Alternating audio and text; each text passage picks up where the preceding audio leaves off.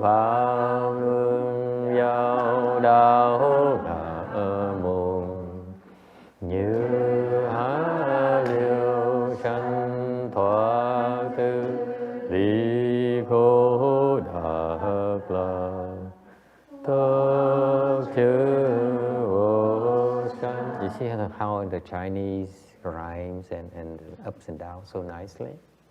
Because it's done by sages. That's why. Anyway, homage to the Blessed, Noble, and Perfectly Enlightened One.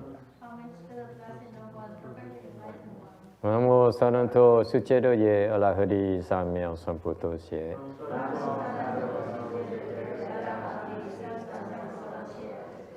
Namo Takakta Toya Daya Alahade Tamye Tambo Da Toa.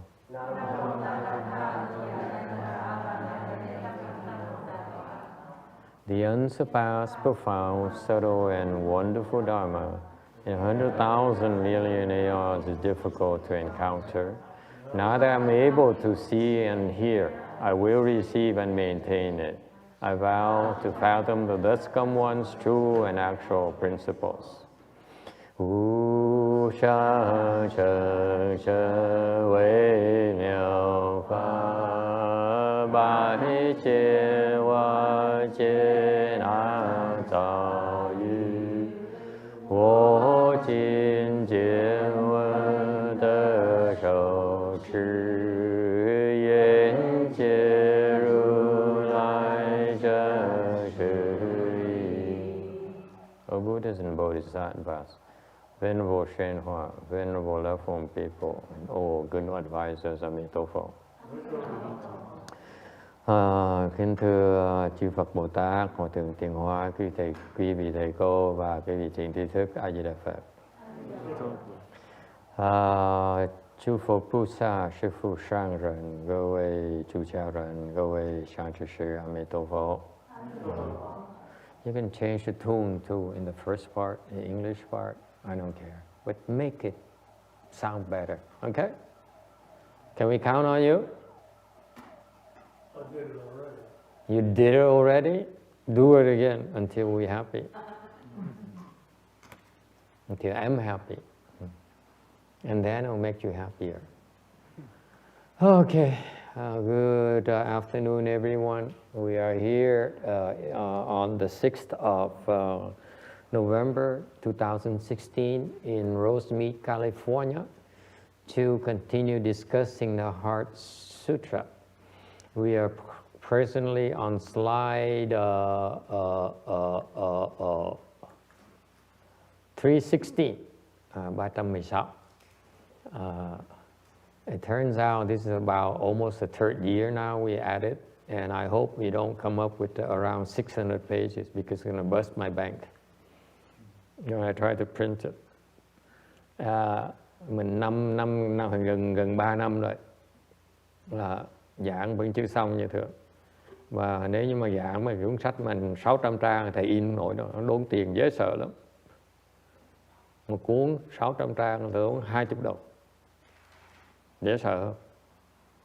Cost $20 per 600 pages, the way that the RBA has it. So it's horribly expensive. So we better finish this very quickly because I cannot afford to print these anymore. Thành ra nó tốn tiền quá, thầy chắc có bất đằng lần sau thầy sẽ giảng ngắn vắn tắt hơn. Phải không cô Quang Cưng? Takes too long. All right. How's everyone today? Cái ngày sau, ngày nay là sao? Only a couple of days before you go voting. And you better vote the way the text feels you should vote. You missed this morning's lecture. I ventured into political territories, and even my monks disagreed with me. You never say it with these people, you know. Ngày hôm nay là sáng thầy nói giảng về chính trị với bầu cử, mà ngay những người xuất gia cũng không đồng ý với thầy đâu nữa. Thì cái vị thấy nói về chính trị khi nào nó cũng lộn xộn hết đó. Anyway, we're talking about the Samadhi Paramita, đang giảng về cái ngủ, cái để ngủ ba la mật là định ba la mật. Có những người mà nên ngủ giờ trước. There's some people who sleep the first hour. You should continue to do so. Because some things cannot be forgotten that easily. Có những cái câu hỏi mình thể nào quên được, you know. He said that's all the questions that she's going to ask the rest of the decade. So, if you want to enter samadhi, quý vị muốn nhập định, tu hành á, muốn nhập định á, thì quý vị phải xả cái ngũ trần. Then you have to drop the five dusts, object of dusts, the five objects, the five dusts. Meaning you have to drop the form. Mà ngũ trần là sao? Quý vị phải xả cái sắc. Okay. You have to drop the what is the second one? The sound. Cái thứ nhì là âm thanh. Okay. Meaning that you should not be attached to form. Có nghĩa là quý vị không nên chấp vào cái sắc. Do not be so attached to your cars. Quý vị không nên chấp chiếc xe quý vị quá. Don't apply to Kim. Trừ xe cô Kim thôi. Don't be attached to it. Prius is okay. Mấy cái xe Prius cũng được. Okay. Do not be attached to sound. Đừng có mê cái âm thanh. Okay. In particular, do not be attached to praises. Do not be offended by insults. Quý vị không nên chấp trước về những cái lời khen thưởng. Không nên bị phiền não khi người ta mắng nhiếc mình. Okay? That's very important. Or in some cases, do not be attached to music. Nhất cái chuyện có rất đa số chúng ta rất chấp trước về cái âm nhạc. We all love music deep down, don't we? You know, this refrain we all have in the back of our minds, keep on going and going and going. Nhiều khi có những cái điệu nhạc mình cứ nhớ hoài mình quên được. Okay? See, speaking of music, see? Nói về nhạc là con chó nó có cảm ứng, phản ứng ngay lập tức. And number 3, you have to let go of the smell. So quý vị phải bỏ những cái mùi hương, mùi thơm. Okay? This fragrance, những cái mùi nước hoa. Yes? What else? We are all very attached. Ủa, nhỏ kia nó biến mất đâu, nó khóc xong nó bỏ nó đi rồi. Oh, they're still crying. Okay. What is the one thing, one smell you very attached to? I'm going to get very, very blunt with you. Có một cái mùi thơm mà quý vị rất là chấp trước. Anyone? Yes, sir. Bacon. What? Bacon. Bacon. Heo nướng. Bacon. Okay? For Mr. Beaumont. Anyone else? For you normal people. Những người bình thường khác. Yes. One smell you very attached to. Một cái mùi mà quý vị rất chấp trước vậy. Có gần. Mùi gì? Nhớ không? I asked cô Jin, do you remember what smell are you attached to? Cô Lan. Her sister. Huh? How about you, boy? Okay. What are you attached to? Anyone? Yeah, anyone? Huh? Come on! Be honest! Quý vị phải thành thật. Yes, Joseph. Roses. What? The scent of roses. The smell of roses? Very good. Very close. Very close. The roses, my rose bush is next door. Yes, very good. Very good. Mùi hoa hồng. Never mind. Okay. Yes, sir. What else? Shariras. Huh? Shariras. Shariras have no smells. Not to me. Not anymore. Not anymore. Ever since I wanted to make fragrances. No more. Yes? Anyone? Có ai nhớ cái mùi hương gì mà quý vị rất là chấp trước? Please remember, be honest with yourself. Có một cái mùi mà quý vị rất là chấp trước vào. Tell me, please. Huh? She says, the smell of good food. Trời. Trả đũa, đáng chịu. Yes. Dust? Not quite, young boy. Get a rest. Yes. Yes. The smell of my father. The smell of her father. He says fragrances. Đúng, có mùi đó. That's true. Cái đó đúng. Ngủ đi. I said, yeah, go to sleep, honey. Don't try so hard. Huh? The smell incense, yes sir. Coffee. Okay, smell of coffee, very good. Mùi cà phê. That cup of coffee in the morning, cái mùi cà phê mà cái cà phê đầu tiên buổi sáng mà ngửi đó. Yes. Nothing like it, huh? Or the French, biết tụi Tây nó mê cái mùi gì không? The smell of freshly baked bread in the morning. Khi vị qua Tây đó, khi vị ngửi cái mùi mà bánh mì mà họ mới nấu trong lò đem ra đó, ôi ôi, không bao giờ quên được. You can never forget that. Yes? What else? What else? Có gì khác nữa không? The rice cooking smell. Right? Oh, no. Sushi rice maybe. Cô nữa là cái mùi cơm mới nấu xong thì nó không có. Chỉ có cơm sushi mới là quên được. Còn người Đà Hàn, the Koreans don't have it. Những người Đà Hàn không có. Yes? Anyone? You are not being honest. Okay, Joseph, close your eyes. Close your ears. Okay. Are you sure you cannot hear me? What did I say?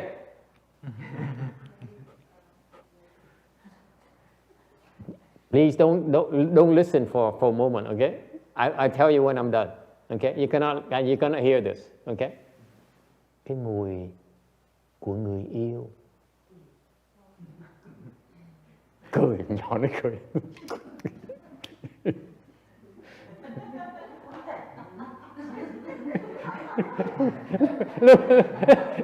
Even Cảnh is blushing. Cái cô Cảnh cũng đỏ mặt luôn nữa.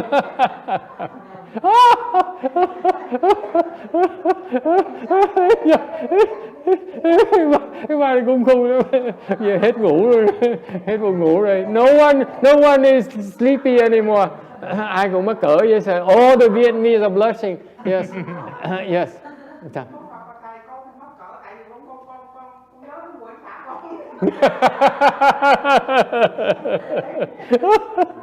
Cảnh says, no, I'm not blushing.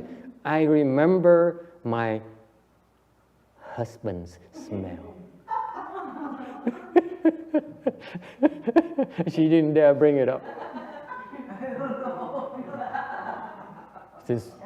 The Vietnamese are weird. No? Your lover's smell.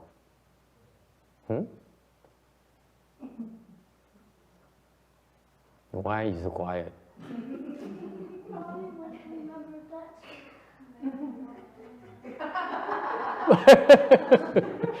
Charlie is laughing at all of you.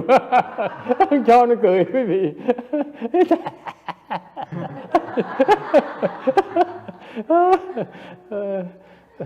Agree, disagree?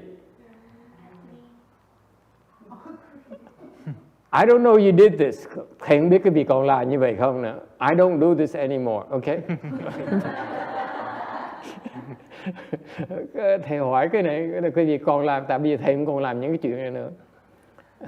But do you still inhale the pillow where she slept? No? Tony, be honest. I don't need to. She's next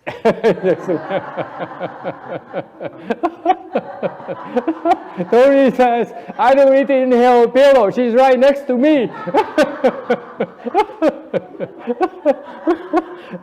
Thì hỏi ông Tony, ông có hít cái gối mà cái cổ ngủ. Nó không, bà nằm bên cạnh con mà. Hít bà tội gì hít cái gối. God. These guys are, the young people are no longer romantic. Mấy cái người trẻ không còn lãng mạn, phải không Lan?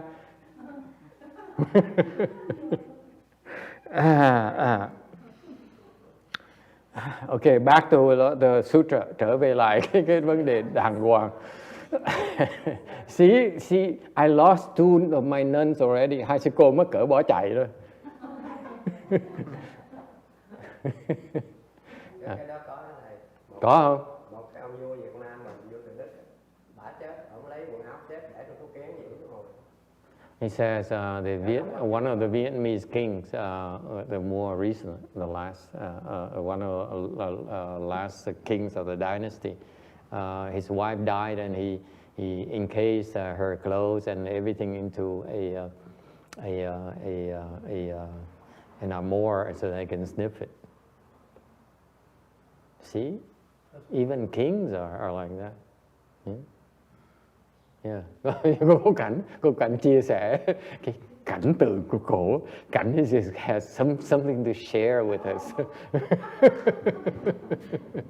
Học và thầy, con nói thiệt, con đây con khai thiệt chứ con ưng ông xã 24 năm là con gấu cái tay không, con có gấu cái gối. What did she say? 24 năm gì? 24 năm là ngủ trên cái cánh tay á thầy. Con có ngủ trên cái gối. Nếu không có cái cánh tay con không ngủ được. Con không gối ổng chậm con không ngủ được.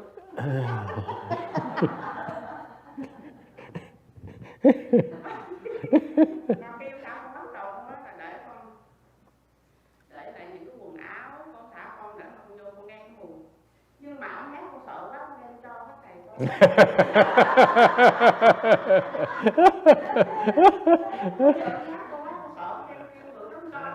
Giày áo quần áo thì bỏ thùng mang đi đừng. Tại vì chồng con đó la nó sao mẹ để tới giờ con giống tôi, ông xã tôi mắc xong cái tôi đưa quần áo rồi tôi dọn cho tôi đi hết. Cái sao mà tình sao ổng về đó, tao về sao muốn kiếm bộ áo không thấy bộ nào hết. Cảnh nào có khi có một tình quần áo gì mà dọn lên hết không thấy bộ nào.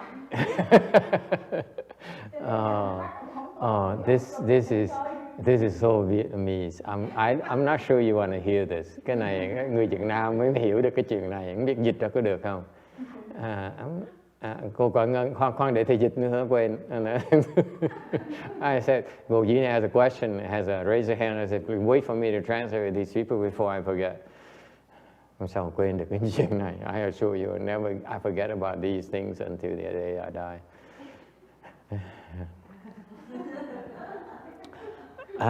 Cảnh says, the woman back there, she says, when her husband was still alive, when they slept together, she could, the only way she would fall asleep is when she would be lying on his arm. Okay?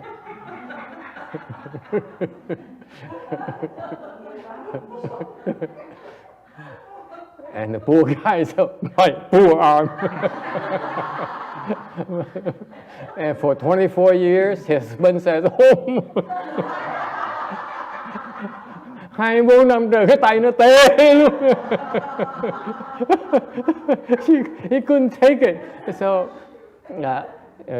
So after he passed away, she missed so much that she kept the pillow. She kept everything, his clothes and everything of her husband, and so that she could smell all that from his smell. And until her husband also missed her so much that he kept on, he became a ghost, and he came back and haunted her. So she was so terrified, okay, that she threw all of it away. So Chin Xiang Amelia jumped in And she says, I can relate to that. And she says, my husband for 100 years, when he passed away, I miss him so much. I said, I don't want to live my life like this. I gave away all his clothes. So a week later, he came back. He visited me and said, I came back to look for some trousers. I don't know what happened to all my trousers and clothes. Just a week, and they're all gone.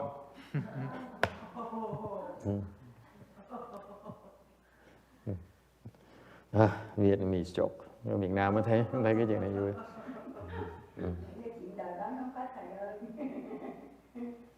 So you agree? Quý vị đồng ý không? You don't want to admit it, but that smell from someone you love, oh my God, you cannot forget it.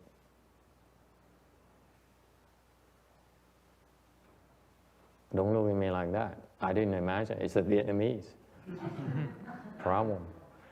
Mấy người Việt Nam mình mới có vấn đề này ha. Mình là lãng mạn. Đi ông xã không tới nhà bạn không chơi, lỡ uống bia thì ông có về được ngủ lại đi tới sáng các bạn con ra nói chứ bên tôi thấy ngủ một bên đó nó sáng này không tay đâu hết cái tay tao đó là tôi quen tao nằm bên thì đó. She had another anecdote. Còn cái chuyện tiếp nữa. Kỹ, có nghe được không? Có nghe được không? Nghe có rõ không? Nói là ông đi chơi, ông chồng bả đi chơi, chồng cảnh đi chơi, xong rồi đi chơi khuya có phải ngủ lại chứ không về nhà. Cái ngày hôm sau ông bạn mới kể chuyện cô Cảnh nói ông ngủ ở nhà tôi, không đi chơi bậy đâu, chị đừng có lo. Ok. Thì ông nói về chuyện lạ đó, chị có biết không? Ông nằm yên từ sáng tới từ tối tới sáng, không nhúc nhích gì hết á. Cảnh mới cười, nó là tại vì ông quen nằm cái vai im cứng gồng cái tay cả đêm rồi.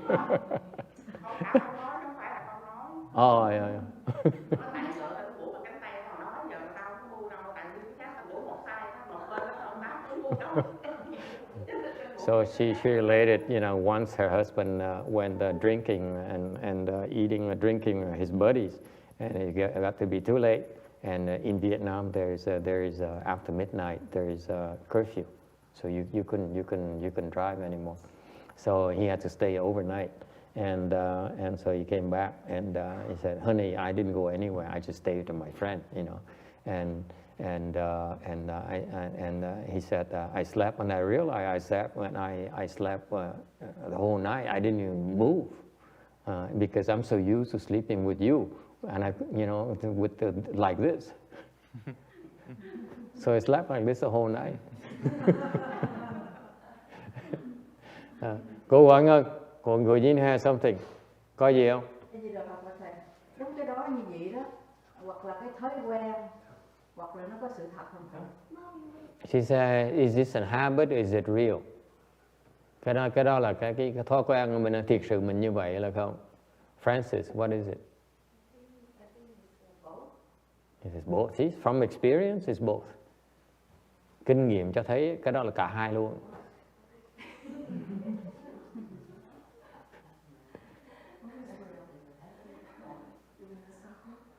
Hoặc là cái đó là cái chấp trước không thầy? Chấp trước không? Chấp trước cái mùi đó, cái tâm của mình nó cái chấp trước rất là nặng về cái mùi. People don't want to admit it. We're very attached to smell, very attached, very intimate thing. Cái đó nó rất là riêng tư của mình. You're very attached to that personal smell. No one wants to talk about it. Ít ai dám nói chuyện đó lắm. Bây giờ mình già mình mới dám nói thôi, còn trẻ tụi nó chưa hiểu nữa. When you get older, you know what I'm talking about. You young, you don't get it. Cái gì còn trẻ chưa hiểu nó. Okay. Lúc mình tới 70-80 tuổi mà còn nhớ cái mùi đó mình mới nhớ mình chụp rồi. When you get to be 80 years old, you say, oh my God, I still remember my husband's smell.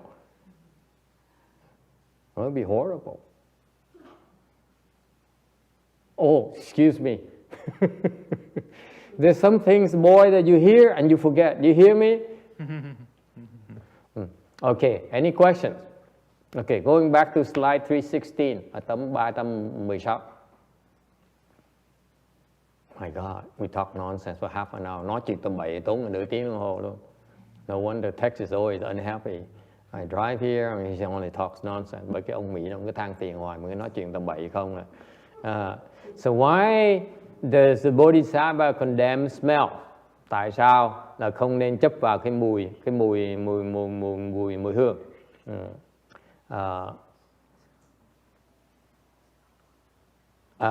Some people say that attachment to smell is really no big deal. Có nhiều người nói rằng á, mình chấp trước những cái mùi hương đó là cái không có gì trầm trọng đâu. Okay, but actually smells opens the door to fetters. It opens the door to many attachments. Quý vị không biết là cái mình chấp trước về những cái mùi hương đó nó khiến nó dễ chấp, nó mở cửa cho rất nhiều cái loại chấp trước khác. Okay, and we can elaborate on that. What other attachments? Cái mình có thể nói chuyện tiếp về những cái chấp trước khác là cái loại chấp trước gì. But that would be beyond. It would be going to worldly dharma. Nếu mình nói nhiều quá thì nó đi vào cái thế gian pháp rồi. Okay. All I want for so far to point out to you that something that we are all very personally involved. We are very personally attached to. And there's no denying for most of us. Thành thầy nói cái này cái vì mình bỏ thì giờ mình nói chuyện đùa cho vui vậy thôi, có hài cho vui vậy thôi. Cái sự thật này là cái sự thật rất là thầm kín của tất cả mọi người chúng ta. Okay? Very people, including old people. Nhất mấy người lớn tuổi vẫn còn nhớ những cái chuyện đó. Dễ sợ lắm, đúng không? Không phải riêng người trẻ. It's not only young people, you deny that. For us, older people, about to die, những cái người sắp chết tới nơi rồi.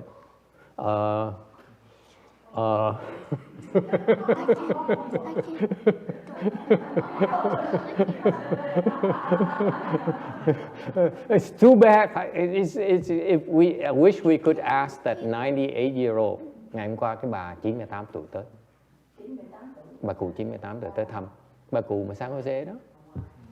Cái bà mà không có răng á. Bà hả? Okay. And I wanted to ask her about that because her husband died when she was like in her 20s, 26, 28. Tại vì mình quên hỏi mất cái câu hỏi bà cụ, lần sau mình hỏi cho khi mình chọc bà mình hỏi thử. Her husband died when she was 26 or 28, and she raised her 2 daughters by herself, without anyone's help, without asking for any help. Mà cái bà đó San Jose đó. And so that's why it would be cool to find out if she still remembers. Thầy tò mò không biết bà cụ còn nhớ không. Anyway, so we have this attachment to smell. Okay. And chúng ta ai cũng có chấp trước rất thầm kín về cái mùi hương này. And if you have the attachment right there and you are not aware of it, it really is the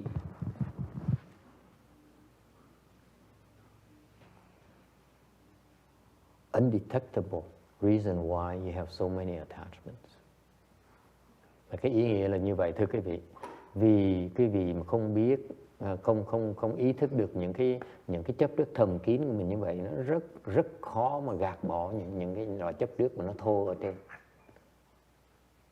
Okay. Cái lời dạy Bồ Tát nói là nếu quý vị còn chấp trước như vậy đó, nó sẽ khiến quý vị có những chấp trước nó thô hơn nhiều. The meaning is that you have this subtle, this underlying attachment to smell. Like I just proved to you. I just came to me today. Okay, but look at you because, yeah, you have this problem, like I do. I mean, like I used to. Let's not push the envelope. Okay, tại vì mình có những cái chấp trước thầm kín như vậy đó. Thành ra nó là cái nguồn gốc của biết bao những cái chấp trước nó thô hơn. This refined, very fine attachment, okay, is a foundation for other much coarser attachments.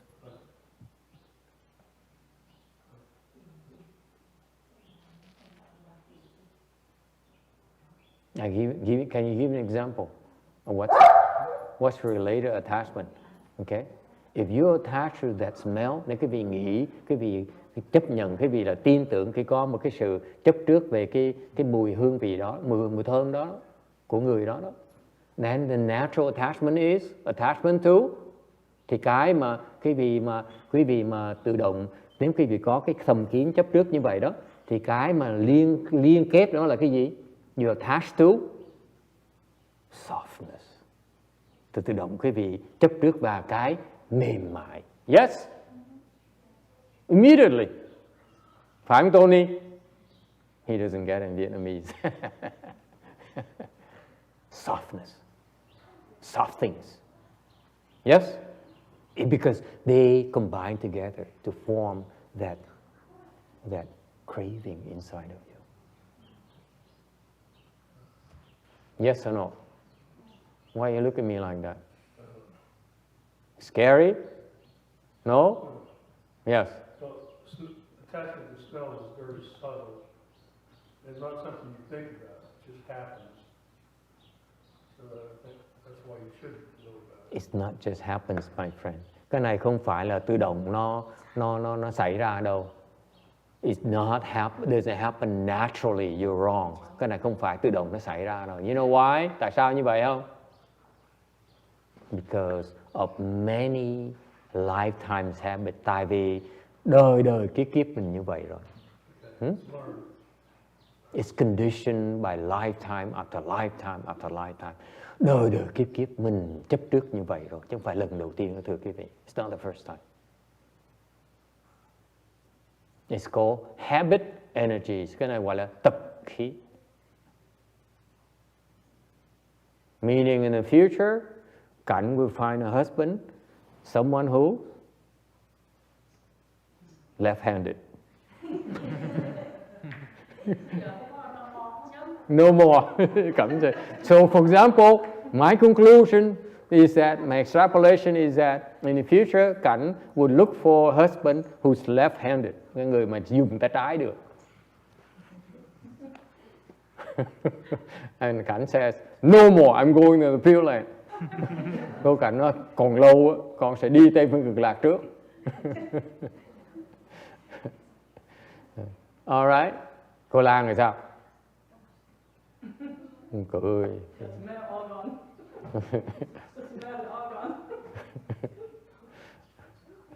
Okay. So,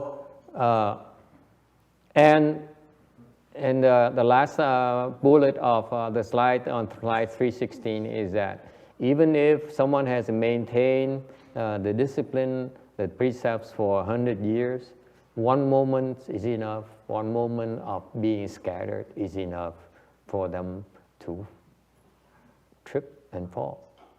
Quý vị có thể giữ giới 100 năm rồi, rất là thanh tịnh. Chỉ cần một chốc lát mà vô ý thôi là sẽ bị vấp mà té. Yes? Okay. Any questions? Có ai có thắc mắc gì không? Okay, so there's an anecdote. Có một câu chuyện. We are on slide 317, ở tấm 317. There's an arhat who always went to a dragon palace to eat. Có một cái ông A-la-hán đó thường tới một cái long cung để mà ăn. Okay.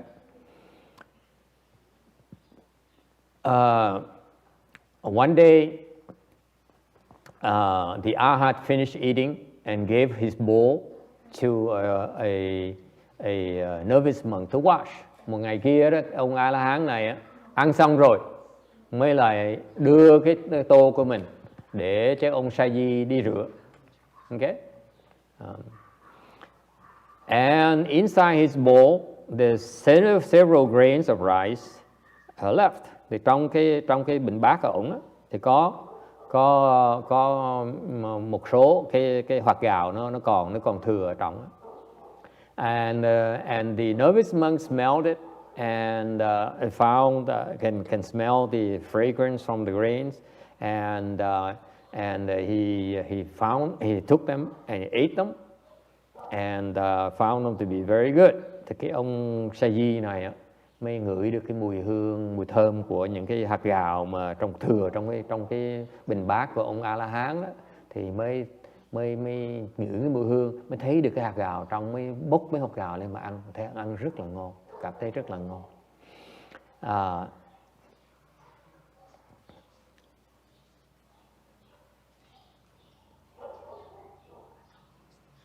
And so he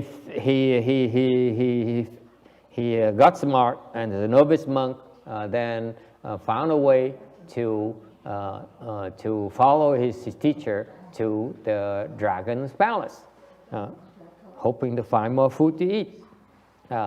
Then ông Sa-di này mới nổi lòng tham lên, mới là chắc là đồ ăn Long Cung ngon lắm, thành là phải lén đi theo ông sư phụ vào Long Cung. Okay. And you know, you mess around people like dragons, cái việc vào Long Cung là nguy hiểm lắm. Okay, là hiểm địa. Tại sao như vậy? Because dragons have tremendous spiritual powers. Tại vì mấy tụi thần đó, mấy con rồng đó, nó thần thông dễ sợ. They have a lot of spiritual powers. Did you know? Quý vị biết không? Master Shen Hoa says, Ngài Tiên Hoa Ngài nói, if you want to propagate the Dharma, you need the dragons. Quý vị biết không? Ngài Tiên Hoa Ngài nói, quý vị mà muốn hành hoàng pháp đó, phải cần rồng. Because the dragons have a lot of spiritual powers. Thần thông tụi rồng nó nhiều lắm. Nó dữ lắm. Okay? Isn't it interesting? So anyway, so this young novice monk here crawled into the dragon palace, and of course the dragon king found out immediately. Thì đương nhiên cái ông Sa-di mà lén đi vào Long Cung biết ngay lập tức. And so he told the Arhat, he said, this novice here has not, he's no sage. Why did you bring him with you? Là cái ông Long Vương á, Long Vương mới nói ngài A-la-hán, you know, the dragon king still make offerings to the Arhats. Quý vị biết á, Long Vương vẫn phải cúng dường cho A-la-hán như thường. Did you know that? If you're an Arhat, the dragon kings will come and make offerings to you. Khi quý vị mà tới đắc quả A-la-hán rồi á, thì ngay gặp Long Vương nữa, phần họ cũng tới cúng dường cho quý vị như thường. Okay? So he says, I invited you here because you are a sage. This guy is not. Why did you bring him? I didn't invite, you know, that ordinary person. Thì ông Long Vương mới nói với ngài A-la-hán là con chỉ cúng cho ngài thôi, đâu cúng mấy cái đứa mà Basiloco này làm cái gì. Okay? He says, I don't make offerings to bicycle people. I only make offerings to Arhats like you. Why do you bring him? The Arhat says, I didn't know. I didn't know he came along with me. Thì A-la-hán mới nói là tôi đâu có biết đâu. You believe it or not? Quý vị tin hay không tin? Why would it sounds like the Arhat doesn't have as many spiritual powers as the Dragon King? Mình nghe nói câu chuyện có vẻ như ngài La-hán không có thần thông nhiều như là Long Vương. Phải Long Vương phải cúng A-la-hán làm gì? Why would a Dragon King make offerings to an Arhat? You might ask. Some of you might ask. No one? Okay, forget it. Move on. Không ai hỏi cái đó thì mình phải làm cái tấm sau, không cần nói cái chuyện đó. You drop it, okay? I can drop it as quickly as you think. What? What's the matter? Master, why did the What? What I forgot why already. did the dragon kings make offerings to the Arhat? Có người. Oh, I'm glad you asked. Có người hỏi. Someone asked, why is it a dragon king who has more spiritual powers than an Arhat would make an offerings to an Arhat? Thì có người hỏi, bỗng nhiên bật câu hỏi rất là khó thú vị. Đó là tại sao một Long Vương thần thông nhiều như vậy mà lại phải cúng dường một cái ông A-la-hán làm cái gì? Ông này không có thần thông, he has no spiritual power. Doesn't know someone is telling him. Không ai biết hả? Hả? Why?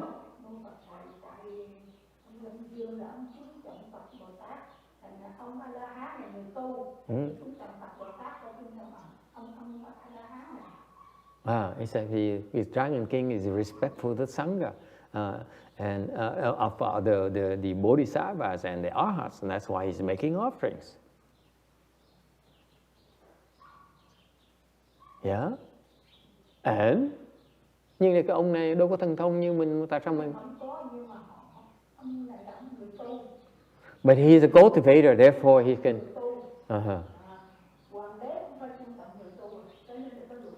He says even the emperor would have to respect these cultivators. So, oh, thank you very much. Thank you so much. My beer is here. I mean, my tea is here.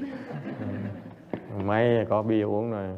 Oh, no, it's orange juice from the Rivera property. Cái này là nước cam từ cái nhà mới mua đó, nhà cậu. Freshly squeezed. I drink to that.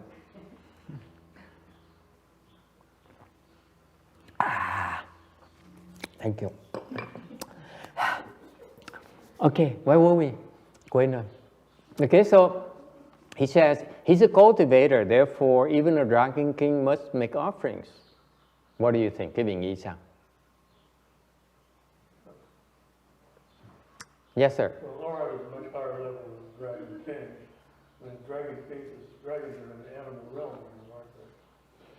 Ông nói A-la-hán là địa vị cao hơn, vai vế cao hơn là ông Long Vương. Tại Long Vương vẫn còn là loài thú. He says, to paraphrase him, the Arhat is a higher level than a Dragon King. Besides, the Dragon King belongs to animal realm. Did I paraphrase it right? Yes. I repeated it right. Yes. Agree, disagree? Why? Why would a Dragon King who has more powers than this Arhat here still insists on making offerings to him? Tại sao cái ông Long Vương đủ thần thông, Long Vương thần thông nó dễ sợ lắm. Okay? Rồng đã thần thông rồi, Long Vương còn thần thông nhiều hơn rồng nữa, mà vẫn muốn cúng dường ông A-la-hán mà có vẻ không có thần thông. Yes, Tony. Create more blessings. Okay? Create more blessings. Tạo phước. So did you guess what the boy's name is going to be? Long. I'm done. Okay? Anyway. Anyone? Why? Tại sao? Why? Tại sao vậy cơ? Long Vương thần thông nhiều hơn, tại sao đi cúng dường A-la-hán làm gì? A-la-hán rõ ràng thua. Hả? Cái đạo Phật là and birth and death and Long Vương ở trong cycle đó muốn đi ra kính trọng. He speaks half Vietnamese, half English. He says the Buddhism is to end birth and death, and therefore he needs to respect the Arhat. Ông này, ông sư này, ông trả lời nửa tiếng Anh, nửa tiếng Việt, thì dịch lại tiếng Việt cho chi vị nghe. Ông sư này là ông gì đó, người tu là tu để mà liễu sanh tử. Thành ra Long Vương phải biết kính trọng người tu. Yes, sir. Why? Why does the Dragon King have to make offerings to an Arhat? Tại sao ông Long Vương phải cúng dường cho ông A-la-hán? Yes, Sarah. Maybe because dragons cannot be enlightened because they belong to animal kingdom. So they need a help from an Arhat for them to get enlightened. Very, very original. Cô này có nói hả? It's a praise, it's a compliment. Cô nói hay lắm. Cô nói là cái Long Vương á, là phải vẫn còn là loài cầm thú, thành ra phải cúng dường A-la-hán mới liễu sanh tử được. Thì nó trở lại thiệt mà cười. Yes.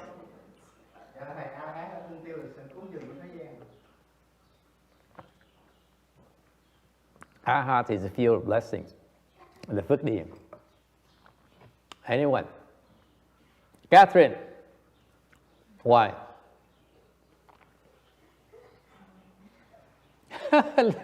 Charlie's laughing at her. Nhỏ chó nó cười. Yes, next. Anyone? Cô Quảng Ngân. Gì được học là thầy. Ông Long Dương đó, ông có ngũ thông, A La Hán tới lục thông. Cái bà này khôn. Học không biết học ở đâu giỏi dữ vậy. I don't know where she learned this from. She says the dragons has a 6 defy spiritual penetration. The eye has 6. That's correct. Đúng. What's the most important reason? Quý vị biết cái lý do tại sao phải như vậy không? See, I teach, I explain Mahayana, I gloss over these concepts because I don't want to repeat my masters. Thường thầy giảng pháp, thầy không muốn nhắc lại những lời gì mà Ngài Tịnh Hóa Ngài giảng rồi. Thầy lười. Because number one, I'm lazy. Number two is that I just don't want to waste time. I feel that you should read hip stuff and then before you listen to me. Thầy cứ nói cái vị nên nghe lời Ngài Tịnh Hóa giảng cái đã, xong nghe lời thầy giảng sau. Because then it gives you a chance to elaborate more on what he explained. Thầy như vậy thầy có cái cơ hội mà không phí thì giờ mà giảng thêm nữa. Chứ thầy nói lặp lại nó nhàm. If I repeat the same thing, I get bored myself. I fall asleep in the middle of my explanation. Thầy cứ lặp lại hoài thì cuối cùng thầy buồn ngủ, không có gì hết đó. Phản đơn hơn.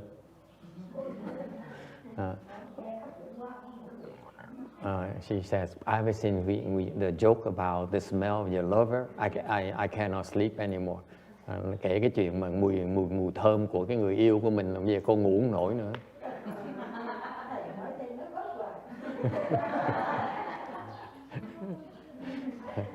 So, what is the reason? A very simple reason, very fundamental reason. Cái lý do rất là quan trọng. Dragon King is still a Buddhist disciple. Long Vương vẫn là đệ tử Phật. Is it clear? All Dragon Kings are Buddhist disciples. Tất cả Long Vương đều là Phật tử hết. Did you know that? Not all human kings are Buddhists, but all Dragon Kings are Buddhists.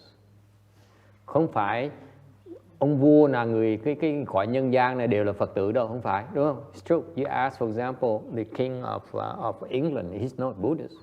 It's my proof. But all the Dragon Kings are Buddhist disciples. Tất cả những Phật tử bên Long Vương đều là Phật tử hết. Okay? And therefore, the first reason is that as a Buddhist disciple, you must be respectful of Buddhist sages. Là nếu quý vị là Phật tử là quý vị phải kính trọng những cái người thánh nhân. Arhat is a sage. A-la-hán là một cái vị thánh nhân ở trong Phật giáo mình. Therefore, you must be respectful. Nên quý vị phải biết tôn kính. Is it clear? That's the first thing. Okay, you see in Arhat, dù bao nào gặp A-la-hán quỳ xuống đài ngay lập tức. That's all you do. You don't ask. He looks too young, he looks too old. Đừng nói ông này trẻ quá, đừng nói ông này già quá, đừng nói ông này lùn quá. Don't say he's too short. Okay? It happens. Yes.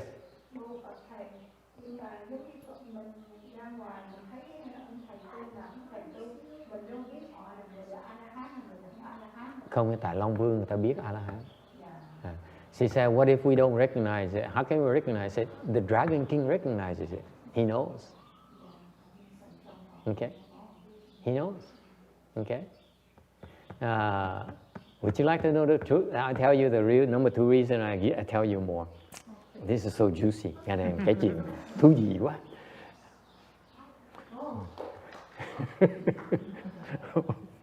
Để cho người ta bớt hỏi mình. I go like this because then you don't have a chance to ask me questions. So, like last week, như tuần trước.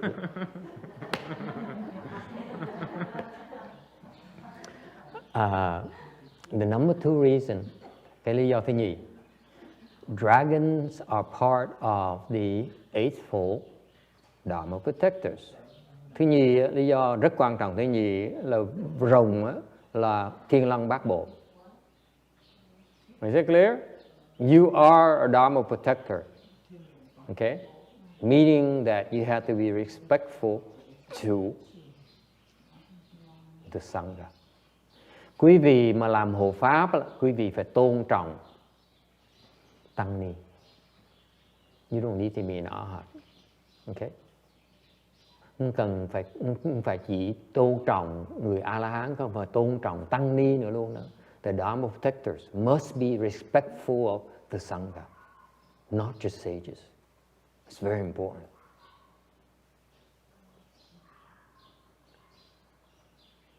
Is that clear? The role of a Dharma protector is number one, to be respectful of the Sangha. Bên cái Phật giáo, this is very, very unique to Buddhism. Bên Phật giáo mình rất là đặc biệt chỗ đó đó. Quý vị mà Thiên Long Bát Bộ là phải tôn trọng tăng đoàn. Period. You have to be respectful of the Sangha. Period. That's it. If not, you don't deserve to be a Dharma protector. Nếu không, quý vị không xứng đáng làm Thiên Long Bát Bộ. You'll be fired. Quý vị sẽ bị đuổi. I'm serious. Không cho vào chùa nữa. If you're not like that, you're not allowed to come near the temple. Quý vị như vậy không được tới gần chùa nữa luôn. Không cho tới luôn nữa. Đừng có hổ. For you humans are different. Quý vị mà cõi người thì không sao, quý vị dốt không hiểu được. Chứ còn cái tụi Thiên Long Pháp Bộ là khác. The Dharma protectors, they must be respectful. That's rule number one. Rule number one. Okay? Cái việc vụ đầu tiên của họ là phải cung kính cái đã. Không cung kính là đuổi. Không cho làm Thiên Long, không cho làm hộ pháp. Buddhism is very clear. Phật giáo rõ ràng dễ sợ chuyện này. Okay? Any questions? Ai thắc mắc gì chuyện này nữa không?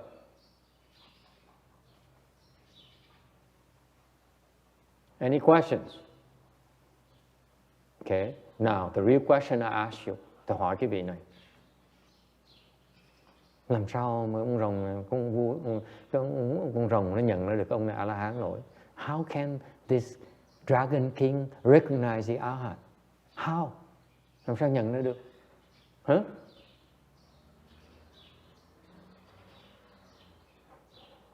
Anyone? Làm sao nhận ra được? How? How can he recognize this monk is in Arhat? Làm sao cái ông vua rồng mình nhận được ông này là A-la-hán được?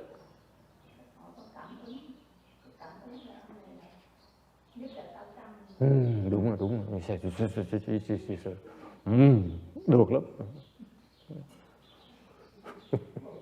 Mô Phật. Chắc từ rài B6 biết chữ đi nghĩa là gì không?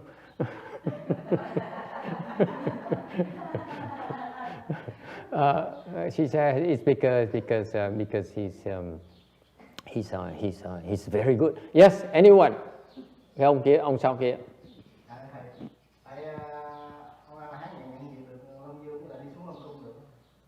He said because it's Arhat recognizes the Dragon King, that's why he can travel down. No, not true. The first stage Arhat, second stage Arhat can fly down there too. Ông sơ quả là hán cũng bay xuống được nhị quả, cũng bay xuống được tam quả, cũng bay xuống được đâu cần tới tứ quả đâu. You don't need to be forced to go down there. Yes. Thiên nhãn không? Thiên nhãn không, he says heavenly eye. Cái bà này giỏi thiệt á, bà Trật. She says heavenly eye. I says it's really good, but you're wrong. Anyone? Master Xian Jie. You don't know? How long have you been here? Học với thầy bao lâu rồi? God. Tha ông già. Okay, I spare the old guy. Anyone?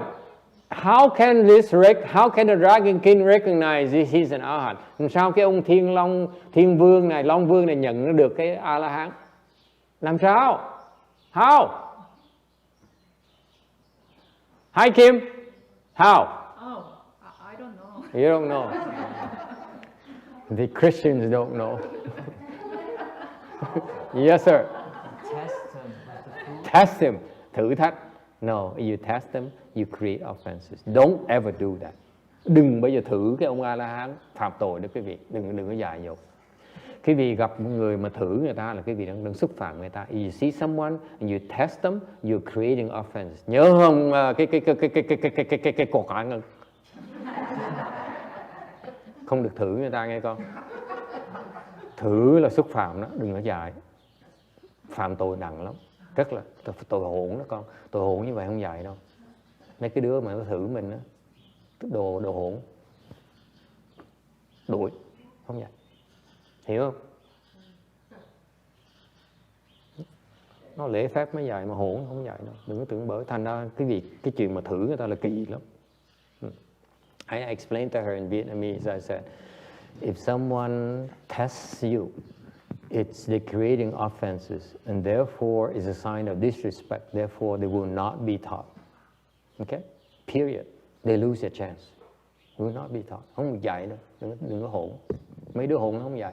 The people are disrespectful, they will not be taught. Yes, ma'am. They can't smell the arhat.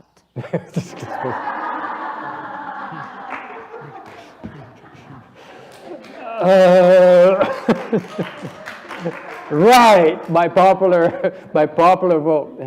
Cô nói là tại vì có thể ngửi được cái ông hát thì nó này trả lời thú vị quá.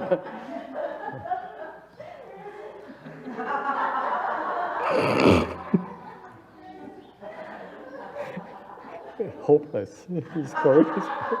Mấy cái đuổi đại hàng nữa không nữa, vô vọng.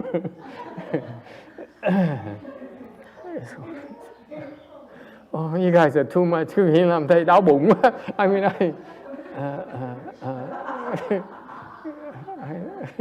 it hurts, my stomach hurts. Yes, sir.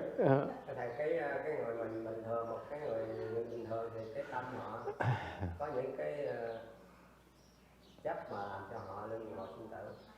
Thì Đức Phật nói người A-la-hán là tới một cái mức nào đó cái tâm mà làm luân hồi sinh tử, chấp họ tới mức đó nó hết rồi. Thầy Long Vương thấy được cái tâm của người đó. You said, the arhats, the king, the dragon king can see the arhats that has put an end to his thoughts. That's wrong. Yes, sir.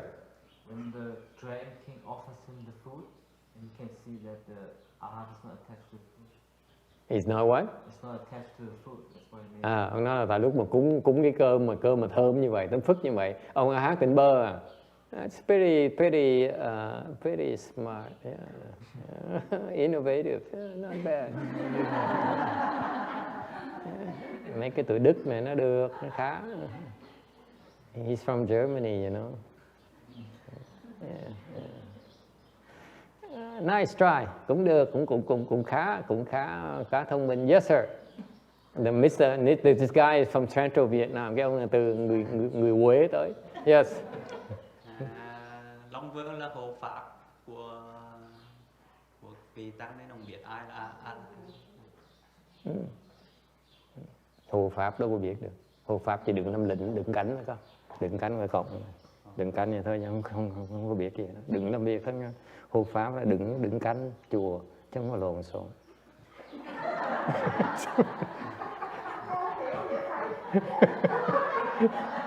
I was conversing in Central Vietnam accent, and the Vietnamese woman complained, says, "Can you explain that, please? I don't get your accent."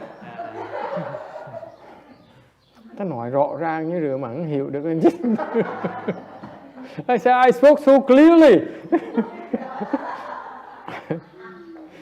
You guys are something else. Cái quý vị công nhận bác sĩ lô cố thì khó. I explained to him. He says that the Dharma protectors can recognize who's who in terms of hierarchy. I say, no, you're wrong. The arhats, the Dharma protectors, are simply standing out there in guard. They don't have the right to come in here and look at our business. Okay?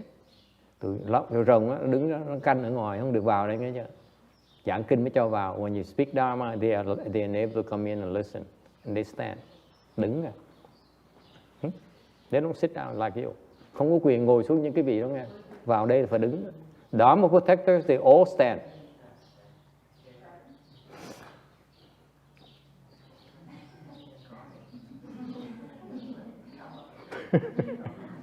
Ok, đã làm hộ pháp là phải đứng, không có quyền ngồi. They are not allowed to sit.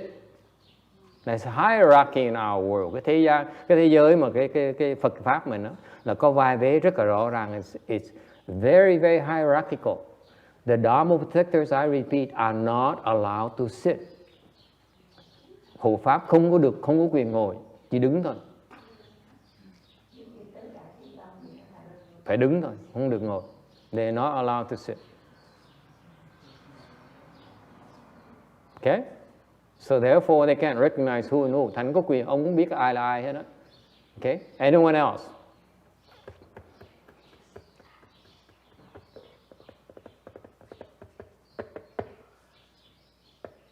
Yes, Master Shenche, have you figured out what to do? What to say? No, he's struggling. Yes. Anyone else? Yes.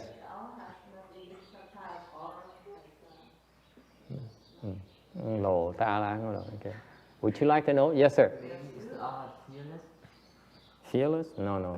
Không sợ. Vô ý. It's obvious.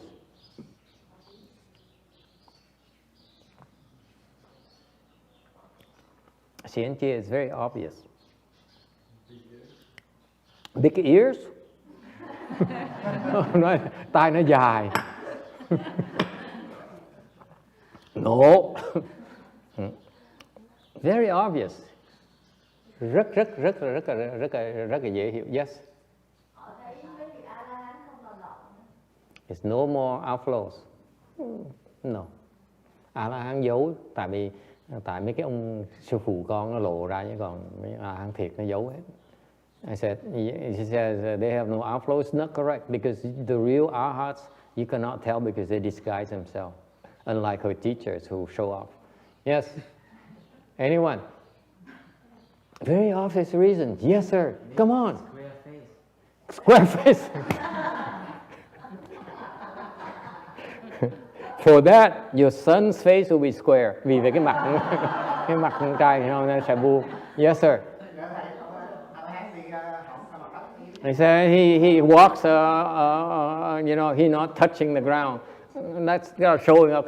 Cái đó là khoe, lòe, người ta không được. You don't do that. Yes. Anyone? Have you figured it out? It's very obvious. Yes. They could recognize the Dharma, like listen to Dharma.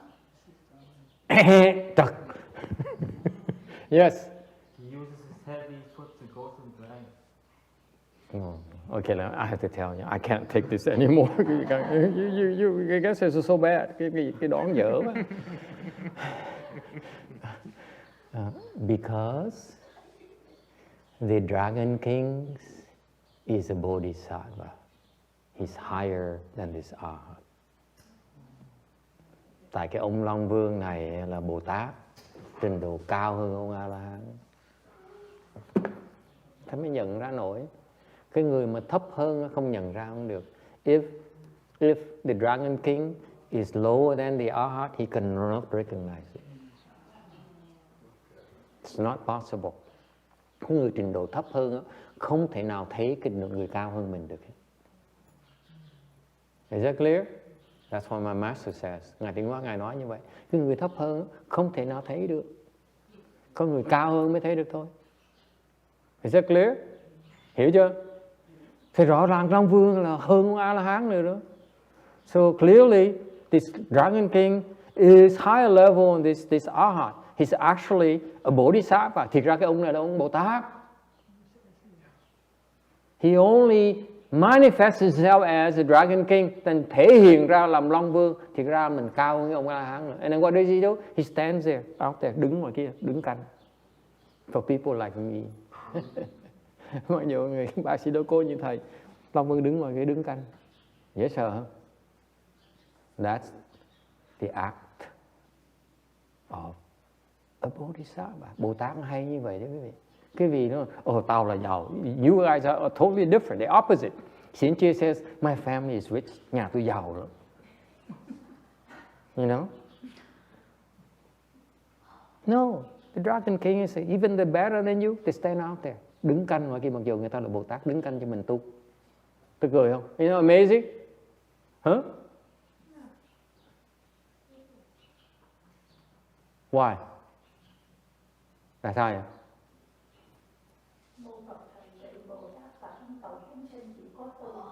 He said because Bodhisattva want to encourage us to cultivate. Hay thiệt, it's very good. Anyone? Yes. Why? Yes. Master, to protect the Dharma? To protect the Dharma, để bảo vệ cho Pháp. Yes, that's correct. What else? It's a very big reason. Có một lý do rất là quan trọng. Do you know? A very important reason. Yes. Because Dragon King promised to Buddha that he will protect the Dharma. Correct. You know, tại vì Long Vương hứa với Phật là sẽ bảo vệ cho Phật Pháp. That's correct. What else?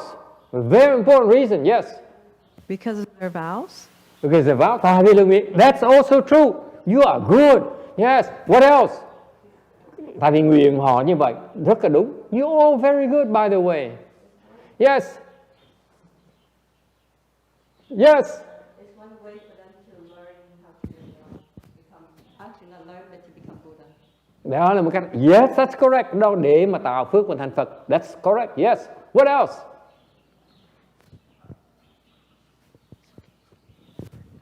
Anyone?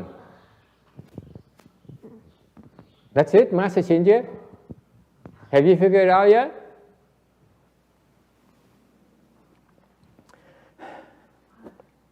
I don't blame you because you don't have the same problems. Thầy không thể trách cái vị được, tại cái vị cũng hiểu cái khó khăn này. Imagine, okay, thầy ví dụ, I give you the example. Imagine yourself sitting here and lecturing. Vì tưởng tượng cái vị ngồi để chỗ thầy nói pháp nghe nè, okay? You know full well there's a Dragon King standing out there on the gate. Rồi quý vị biết á, dưới cổng có cái ông Long Vương đứng. For 2 hours, while we laughing and we leaning, you know, we snoring. Ông đứng 2 tiếng đồng hồ trong nắng chang chang vậy, under the sun. For 2 hours, not moving. Hakim, this is what they do. They don't move. 2 hours. While we're here, joking and laughing and drinking, trong đó mình ngồi để mình đùi giỡn với nhau, uống rồi, you know, khóc lóc rồi. Okay. How would you feel? Quý vị dám ngồi, how long do you think you're going to sit here? Quý vị dám ngồi được bao lâu?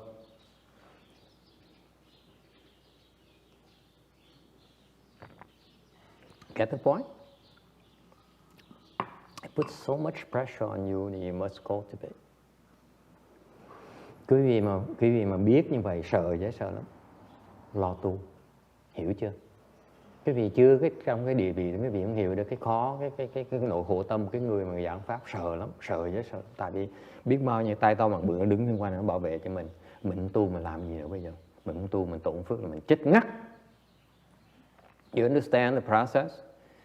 The big shots stand out there and guard us and protect us for us to cultivate. If we don't cultivate, we exhaust our blessings, what's going to happen to us?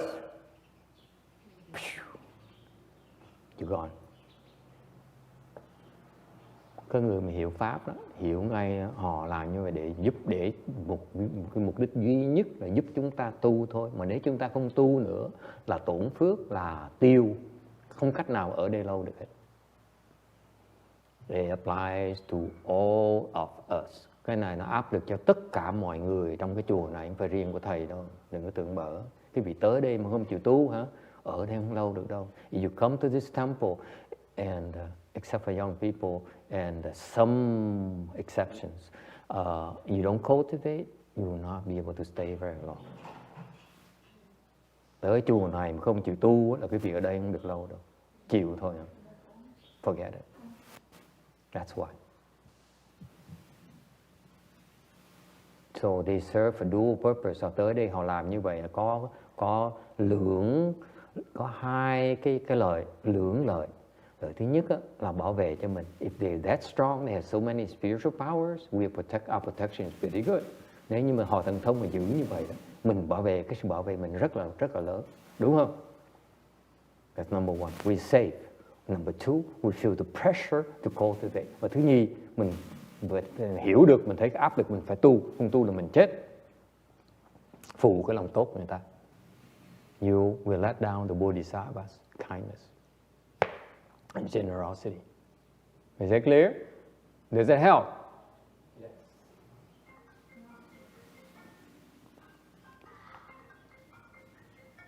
All right.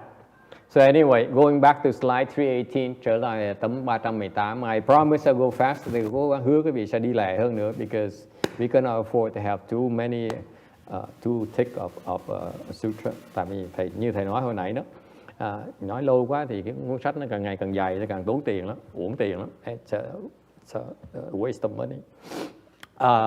So this novice monk received some rice and ate it.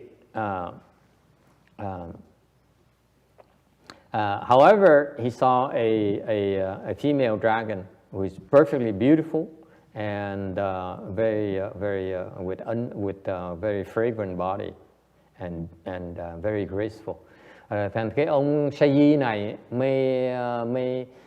họ mới thương ngài, họ cho cái cào thơ nó mà ăn.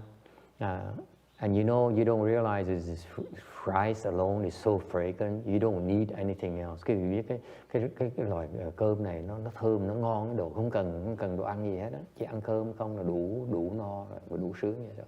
It tastes better than anything else. You don't need anything else. Okay, you don't need vegetable. You don't need tofu. You don't need, whatever, curry, whatever. Không cần thêm cà ri, không thêm gì hết á. Cơm nó đủ ngon, là ngon dễ sợ lắm. Okay. So he ate it, but then after eating, he saw thấy sau khi ăn rồi thì thấy con long nữ, nó đẹp mà nó thơm, mà rất là có duyên, có dáng dễ sợ. Okay. And so this novice monk here was attached, became fond of her, and he made his vow. He says, I would like to take this place of this dragon king here and live in his palace. Thì cái ông sa di này mới nổi cái lòng tham lên, tham dục lên, nói là tôi nguyện tôi sẽ làm ông Long Vương ở cái cung này luôn nữa. And the dragon king of course knew. Thì cái ông Long Vương này đương nhiên ông biết. So he told the Arhat, ông mới nói với cái ông ngài A La Hán, nói là trong tương lai đừng có đem cái ông sa di này tới nữa. He says, please don't bring him back anymore. So after that, the novice came back and really applied himself.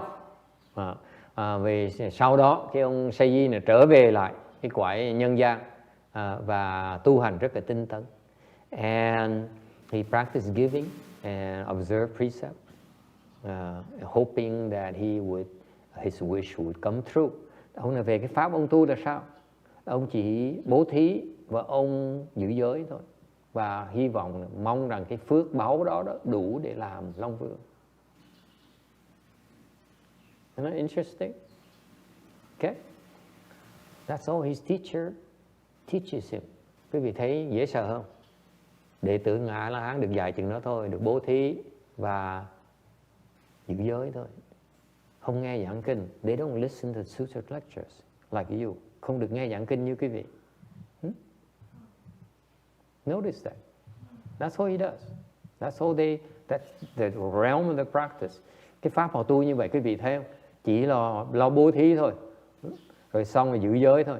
Không được nghe pháp đâu, không được nghe giảng pháp, không được nghe giảng kinh đâu, không được hỏi câu hỏi. You're not allowed to ask questions either.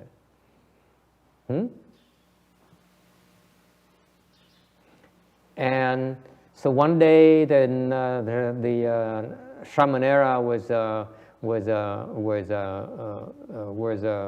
doing walking meditation,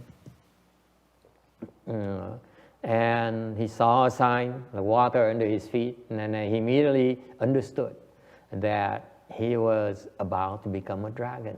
Một ngày kia đang đi kinh hành thì bỗng nhiên thấy dưới nước á, dưới chân có nước dưới chân á, thì ông mới hiểu cái đây là một cái tượng, một cái dịch tượng cho biết rằng mình sắp thành con rồng. Okay. He was in samadhi when he was doing walking meditation. Có nghĩa là cái ông sa di này nó đang nhập định khi mà đang đi kinh hành. You get it? Okay. Next slide. Shall we? Nghe tiếp hả? Yeah. No, Linh has a question first. Ông Linh có câu hỏi trước cái đã. Oh no, Texas. Long Dương có long nữ trước khi thành Bồ Tát hay là Bồ Tát này có long nữ? Thầy không biết. He said the Dragon King, does he have the dragon girl first or after he became a bodhisattva? I said, I have no idea. 319. Hỏi nắng xẹt. Cái đó trong kinh Quan Nghiêm có là khi của quả báo của Lương Vương như vậy thì tự động mấy cái kia nó ra giống như ngày thời thích mà các chị tứ Lương Vương, các chị trời đó tự động phước báo thấy vợ rồi đâu vậy đó, tự động nó giống trong cái chân không sinh ra vậy hết. Phước báo đi kèm vậy. And so he went to the Great Lake where his master entered the Dragon King's palace. Thành ông Sa-di này mới tới cái hồ lớn đó, mà cái chỗ mà ông sư phụ mình đó đi vào cái Long Cung đó. And he put a sash over his head.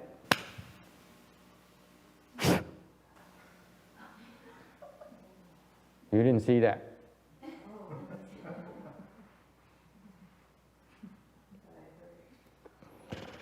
I don't feel like talking anymore. I think I'm going to the house.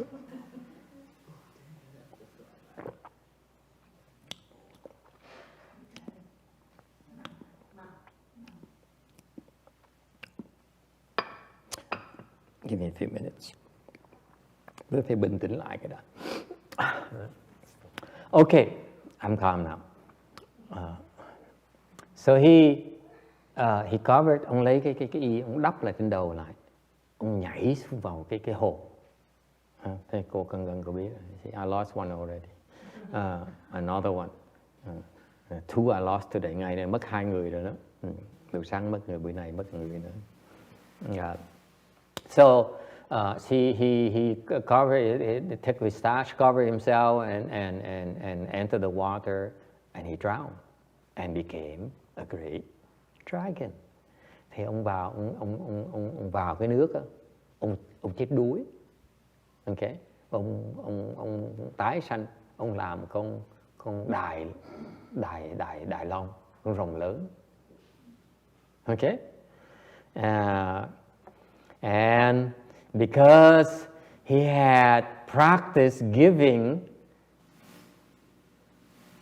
and kept precepts very well. Tại vì ông này bố thí rất là nhiều và giữ giới. See, remember he practiced giving in the Arhat's temple. Tại vì ông tu pháp bố thí ở tại cái chùa của ông A La Hán này, thành phước ông lớn dễ sợ. He has great blessings. You see that? He practiced giving, and his master disciple, which is an Arhat. Cái sư phụ ông này là A La Hán, thành một bố thí ông A La Hán là phước lớn dễ sợ lắm. Okay, so he became. He had a lot of blessings, and he practiced purely in the Arhat's temple as well. That's why he has great blessings. He became a great king, a great dragon, and then he's able to kill the Dragon King, and the whole lake became red with blood. Thì ông này, cái con rồng mới này, nó thần thông dễ sợ. Rồng khi nào có thần thông? All dragons have spiritual powers, by the way. Tất cả rồng đều thần thông kinh khủng. Okay? Nhất là Long Vương, especially the Dragon King, has tremendous spiritual powers. He killed the other Dragon King. Tại ông giành Long Cung với ông kia, giết cái con vua rồng kia. Giết một rồng kia chết một cái là một cái hồ nó biến thành máu luôn. So he killed the Aryan king, and the Great Lake became red with blood. Huh?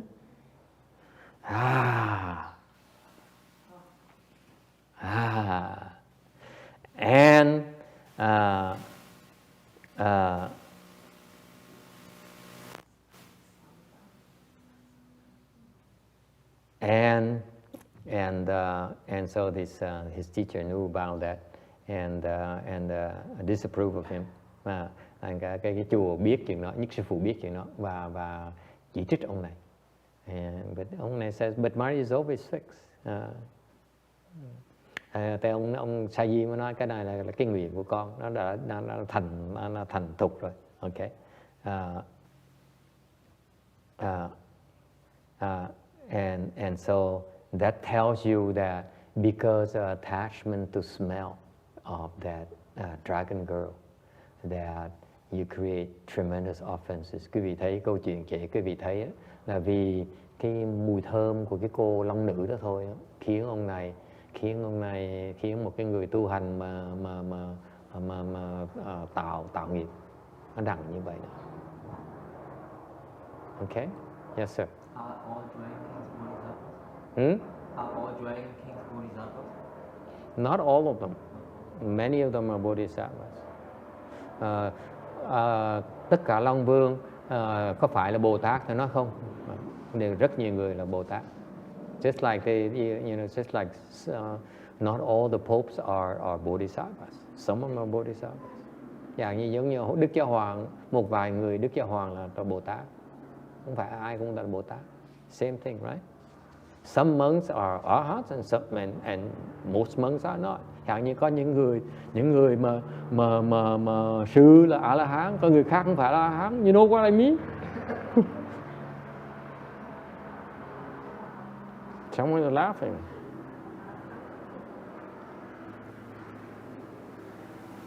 Cẩn thận hả con? Tru di tam tộc đó. I said you make fun of the arhats, you can lose. Your 3 generations could be executed. I Kim likes that joke. Does it happen in Korea too? That if you have commit a crime against the king, you will be killed, your son will be killed, your wife will be killed, and your parents as well, your dad will be killed as well. Yes? Right after Master told about 3 generations, I said, just like North Korea. North South Korea, huh? Oh, these Koreans, careful, you don't make fun of Kim Jong-un. You're gonna mess up my websites. Quý vị đừng có chọc cái ông bên Bắc Đại Hàn, ông phá cái mạng của thầy chịu không nổi đâu. Okay. All right. And we need a small fridge, by the way. Thầy quên nói này, đem cái tủ lạnh nhỏ nhỏ đó, đem qua kia, lịch sự giống như khách sạn. And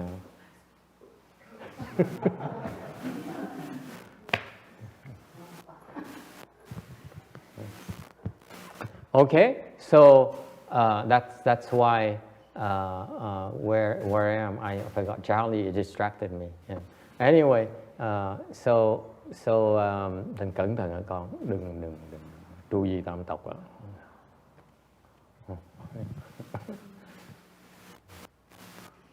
Yes. Any question? Ai thắc mắc gì không? Okay. So that's why. So you see, that's why the wise, the really wise, they would not be they would be very careful about being attached to the lover's smell. Nói cách khác, nói một cách mà nó tóm lại là những cái người mà có trí huệ đó, là họ không để mình bị chấp trước vào cái mùi hương của người yêu của mình. Lúc này cảnh chứ sao?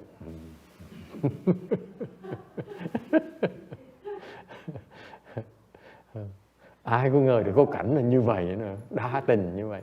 Who think that cảnh can be so attached to a husband smell? Any questions? Ai thắc mắc gì không? Yes.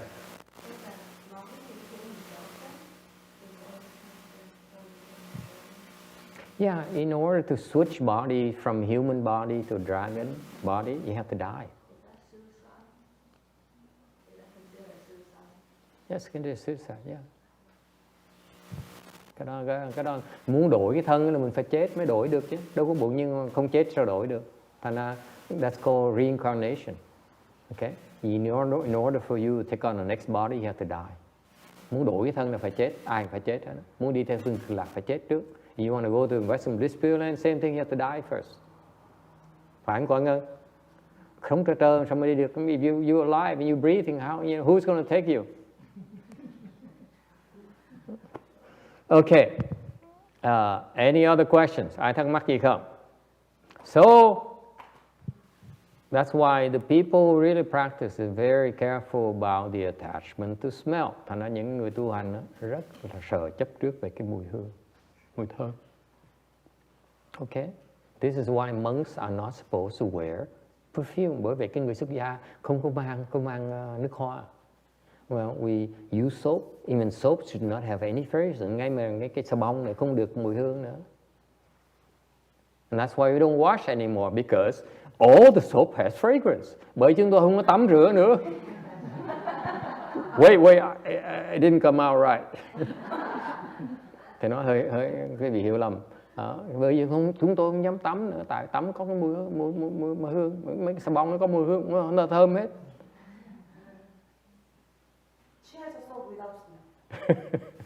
Em muối, soap? No. Okay. All right. So now slide 320, tấm 320. In order to enter samadhi or to be able to concentrate single-mindedly, quý vị muốn nhập định, you also need to let go your attachment to taste. Quý vị muốn nhập định là cũng phải không được chấp về những cái mùi, những cái hương vị ngon. Okay? So what's so bad about good tasting things? Thì những cái đồ ăn ngon nó tai hại chỗ nào? Mấy cái bữa nay có gì ăn ngon? Today, what's good today for lunch? Ngày nay ăn gì ngon ha? Ăn trưa gì ngon ha? Besides Calbee at Korean Town. I know why some people miss lunch, because they go to Korea Town. Yes. So what's so bad about being attached to taste? Tại sao mình tránh bị chấp trước về cái hương vị ngon?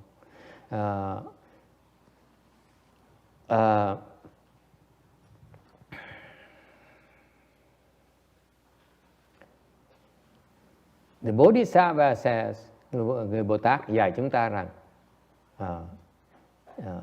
in order not to be attached to taste, thì Bồ Tát mới dạy rằng nếu như quý vị mà không muốn chấp trước vào cái hương vị ngon đó, okay, go to the temple during the weekdays. Food tastes very bad. Tới chùa mà mỗi ngày thường đó, một tuần đó, thì đồ ăn nó dở dễ sợ lắm. Because Master Shinche has been cooking. Tại thầy hiền giới đó. Vừa tuần qua thầy nấu ăn. And Kim and everyone else refused to help. Và mấy cái cô khác nhất định không giúp. A very subtle message somewhere there. Anyway, thầy đùa chơi. Because you must tell yourself, you must convince yourself, you must contemplate on this. Quý vị phải nên quán về cái chuyện này. The Bodhisattva says, when you meditate, okay, you have this foresight says, wow, I wish you could have some phở. Khi đang ngồi thiền, mọi nhiên cái tư tưởng nó khởi lên, nó là thèm phở quá. Phở tái nạn, Okay, phở in Korea now, and so you that, then you should tell yourself immediately. Nếu cái tư tưởng nó khởi lên như vậy, cái việc lập tức phải quán. He says, if I covet exquisite taste, that is suffering. Nếu quý vị mà tham cái hương vị ngon, quý vị phải hiểu ngay lập tức là quý vị đang khổ. You must realize immediately that you are suffering. Any problems with that? Cô Kim có vấn đề gì không? Cô Kim nhỏ nhỏ đó, nói là đang ngồi đó thiền, đang ngồi thiền đó mà nghe, đang nghĩ đến đồ ăn ngon đó, thì phải lập tức ý thức rằng là mình đang khổ, chứ không có gì hay ho đâu. Anyone? Any problems, anyone? April, by the way, this is what we do on Sunday afternoon. I indoctrinate my poor students so that they become happier. It hasn't worked yet for several years. They don't believe anything I tell them. Thầy giảng với cô này, cô nói là bởi vì cái chiều chinh nhật này thầy cũng nhồi sò cái gì hết mà 7 năm trời mà chả có hiệu quả gì hết. So if you are attached to flavor, you should one day, if you have real wisdom, you realize that desire for flavor is actually suffering. Don't follow it. Nói cách khác, cái vị mà khi mà cái vị tu hành phải biết quán rằng là khi mình tham đồ ăn ngon, thiệt ra mình đang khổ chứ không có gì hay đâu. So if you indulge, you simply are making yourself suffer more. Và nếu như quý vị thỏa mãn cái lòng ham muốn đồ ăn ngon đó, quý vị chỉ là tự làm mình khổ thôi. Some people are not convinced. Cái mặt có người không hoàn toàn tin tưởng thầy lắm. How come some of you have this skeptical look on your face? Okay? It's like pouring molten copper into your mouth. Nó không khác gì, nếu quý vị ăn ngon gì, không khác gì đổ đồng nóng vào cái miệng của mình. Yes. Is it like some meditators suddenly feel the meat doesn't taste good and then feel bitter, right? Some people like that. That's the nature of the blessing. But then it tells me that like whatever you feel tastes good or bad is just very temporary because it's not actually like It's the nature of your blessings. Very good. Okay. Thành ra cô này có hỏi thì tại sao nhiều người ăn một thứ đắng? Some people like they eat and they feel like it's bitter. They eat meat and they feel bitter. They eat bits of bacon bits. It's bitter. It's no longer tastes good. Why is that? Tại sao như vậy? It's not because they're suffering, because they have the blessing so that they can no longer afford. They no longer are interested in eating that stuff. They don't have to suffer anymore. Isn't that cool? If you really believe what they're saying here, which you may not, you believe this, okay? That means the only reason that's the case is because you don't have enough blessings. That's why you keep on indulging in these things. That's why you force yourself to suffer, making yourself suffer. Nói cách khác, quý vị mới tin được như vậy có nghĩa quý vị có phước. Tại sao vậy? Quý vị hiểu rằng khi mà quý vị thèm ăn đồ ăn mình thèm đó, thiệt thì mình đang làm mình khổ. Mà khi mà quý vị có đủ phước, bỗng nhiên không thèm nữa. Ăn nó vào cũng chứ nó đắng, cũng chứ không có gì hay ho hết á. Tại sao? Quý vị có đủ phước, thành không thể nào tự làm mình khổ được nữa. Hay dễ sợ không? Isn't that crazy? Anyone experienced that before? Có ai có kinh nghiệm như vậy không? Raise your hands, please. Sometimes you eat something like, dạng như ăn thịt, trước ăn thịt bít tết nó ngon vậy sao bị ăn vì nó đắng. It's like some of you may have liked filet mignon for so much, it's so nothing superb, Kobe beef and all those things, sushi. And now you eat it, it's so bitter. Because you are so blessed that you no longer feel it's worth it to make yourself suffer anymore.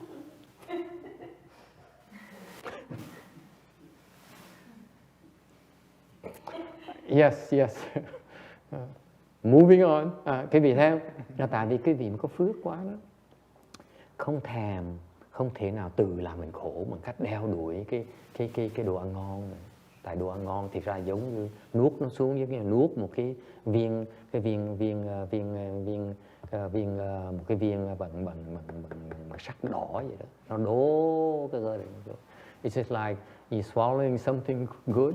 It's like eating some good is like swallowing a hot a ball of burning iron.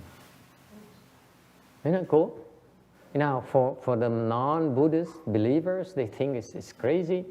Những người mà không hiểu cái đạo á, cái pháp á, người ta tưởng cái chuyện mình khùng.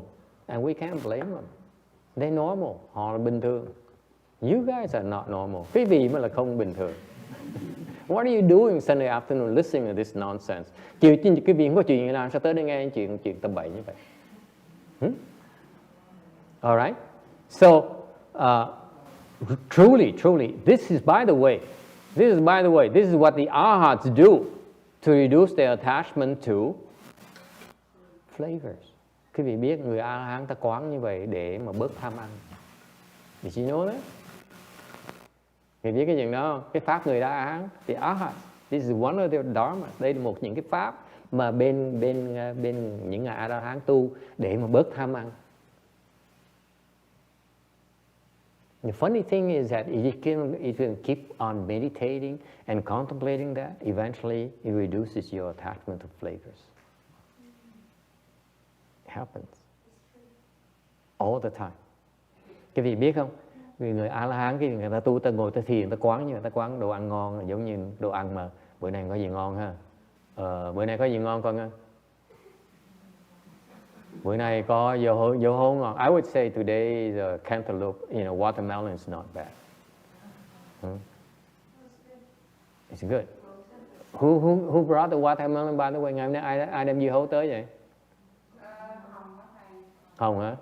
Oh, the woman disappeared. Cái cô mà buổi sáng này bỏ đi. Yeah. And so you find yourself attached to a certain kind of food. Cái vị chẳng như tham ăn đó, cái quán như vậy thôi. You contemplate these things, eventually it will cut off your desire for this particular kind of food. Thành cái vị mà tham đồ ăn gì đó, ngồi quán như vậy thôi. Quán nó giống như mình nuốt một cái viên sắt, nó đốt cái gan ruột mình đó. Okay. Don't think it's excessive because it's exactly what you're doing to yourself. You don't even realize it yet. Sự thật là quý vị đừng nghĩ cái này là chuyện hoang đường đâu. Sự thật quý vị đang tự hành hạ mình, dày vò mình thôi. You're only torturing yourself. Why? Because you keep on craving with this flavor time and time again. That's why it's called suffering. Quý vị biết không? Nếu mà vẫn tham ăn như vậy là cứ suốt ngày chỉ đòi ăn như vậy thôi. Cứ đòi ăn này, tới mỗi lần ăn như vậy là khổ. Lần sau đòi ăn thêm nữa. Next time you want some more. Lần sau đòi ăn thêm nữa. And next time, and then guess what you do to it? We don't know what happens to it, right? Ăn xong mình biết chuyện gì xảy ra cho nó nữa. Okay? So you keep on doing it to yourself over and over again. Mình cứ làm hoài, cứ lặp lại cái tự dày vò mình hoài như vậy. Khi người A-la-hán ta tu, ta quán như vậy, người ta thấy ngày đó bỗng nhiên one day they contemplate it, one day say that's it, that is so true. Họ thấy được. And that's why they let go the attachment. Nhờ với vậy mà bỏ được cái tham ăn, món ăn đó. So that's how you reduce your attachment to phở. Anh thì bớt ăn phở như vậy. And you do the same thing for the next 5 years for what's next, what's good. I can't think of anything that's good. Croissants. Okay? So you contemplate one thing after another. Quý vị quán như vậy. And pretty soon, you no longer attached to flavors, to tastes. Và quý vị cứ làm như vậy, từ từ bỗng nhiên, whatever craving you have when you meditate, Okay? Don't just go, oh, let me contemplate that croissant is no good. Croissant only works for her. It doesn't work for me. For me, it's freshly baked French bread in Paris.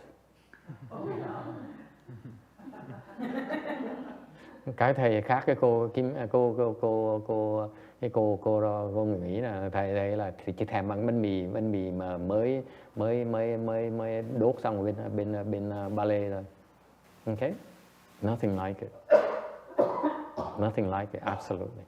Không có gì mà ngon bằng như vậy. Okay? Except for my mom's cooking. Ngoài ra cái đồ ăn của mẹ. And Goyin's cooking. Okay, any other question? Ai thắc mắc gì không? Yes? Okay, and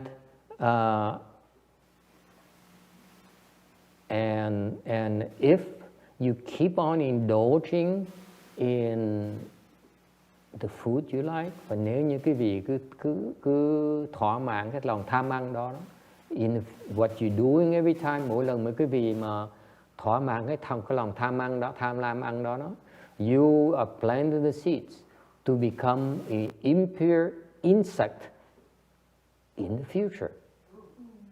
Và quý vị tham lam ăn như vậy, trong tương lai quý vị trồng chủng tử để thành những cái con côn trùng bẩn thỉu.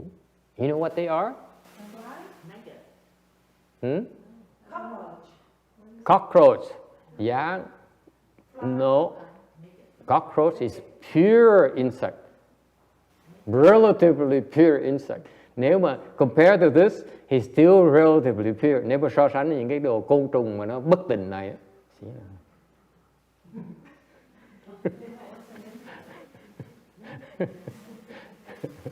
hết kể chuyện mà lộn xộn thì bắt đầu buồn ngủ. If I go into serious subjects, some people they can't stand it. When I talk about love and so on, they all wide awake. Nói chuyện mà thương yêu thì ta mắt mở thao láo. Mà nói chuyện mà Phật pháp đàng hoàng thì ngủ gà. Yes. What is an impure insect? Quý vị biết những cái loại côn trùng mà bất tịnh là gì? Yeah? What? Mosquitoes? Experience speaks. Mấy cái ông này kinh nghiệm. The insects you find in excrements. The way they translate the Chinese is very, very polite.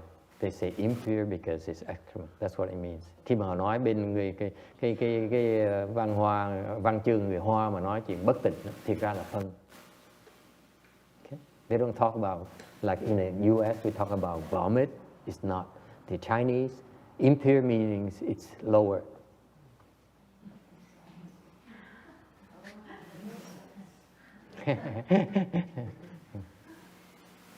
Trong phân, you become those worms, those insects that feed on excrements.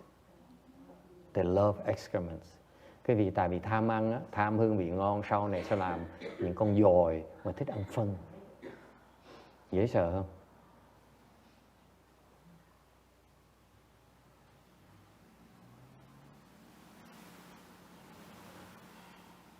Okay, no more orange juice. Hôm nay không uống nước cam nữa.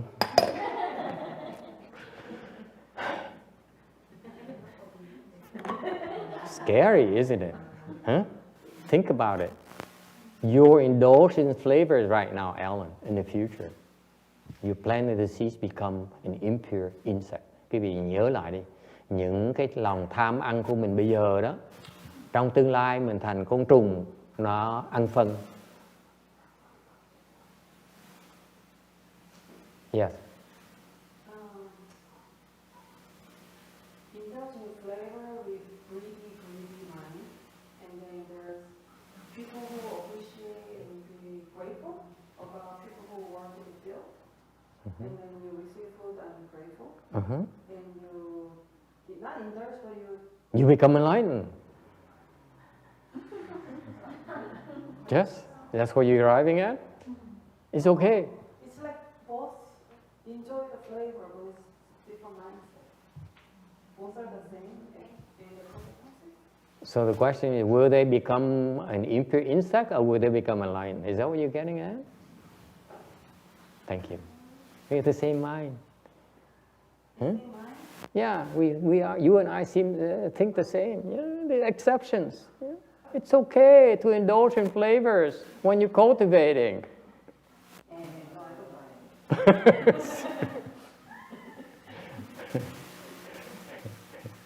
Any type of indulgence of food, you plant the seeds to become an impure insect.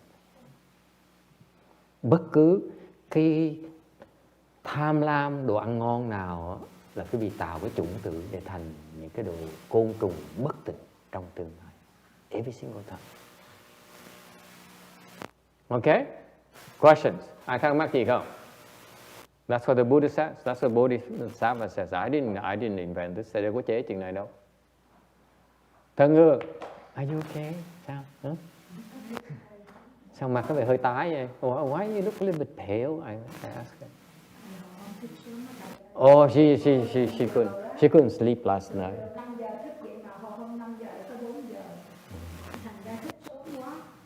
Cái thầy giảng về cái chuyện mà côn trùng này, đừng nghĩ gì nhiều hết.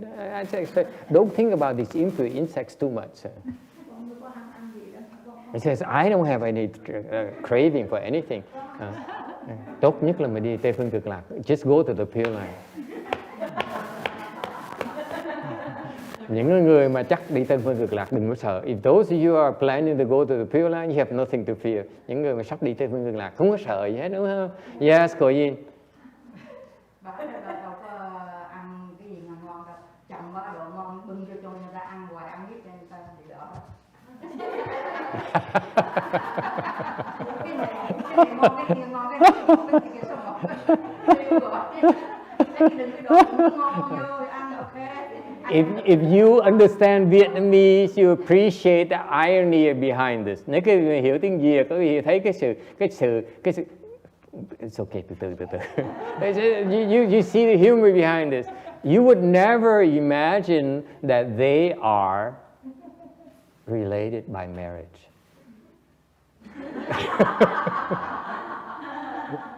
Quý vị đâu có thể nào ngờ được họ là xuất gia với nhau. Họ là có liên hệ với chồng, vợ chồng với nhau. She says that, she's not attached to flavors. It's she and her husband who gives all the good food to all the people so that they become impure insects. Cái câu Gọi Ngân cô nói ác, cô nói rất là chính xác. Cô nói là cái bà này không tham ăn đâu. Bà với chồng bà chuyên môn giúp người khác tham ăn để người ta trở thành côn trùng. Mô Phật, she says, praise the Buddha. Mình trồng đồ ăn ngọt cái chuyện thiên nhiên, chuyện thiên nhiên đâu có ăn con muốn mà làm như vậy đâu mà hại người khác đâu. No, không có cái chuyện đó. Nhưng điều mình khuyến khích người ta tham ăn là để người ta thành côn trùng sau này. She says it's never her intention to make them become impure insects. I say regardless, if you indulge in the flavors, you are helping them plant the seeds to become impure insects in a future reincarnation. Future incarnation. Mình khuyên người ta ăn ngon, khuyến khích người ta ăn ngon đó. Là nấu ăn cho ngon đó. Of those who pride yourself on being good cooks.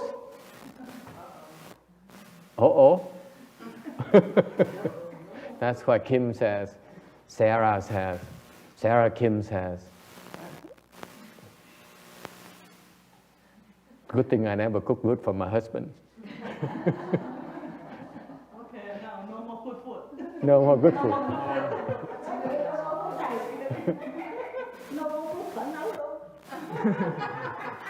That's going to extreme. Cái đó quá lố.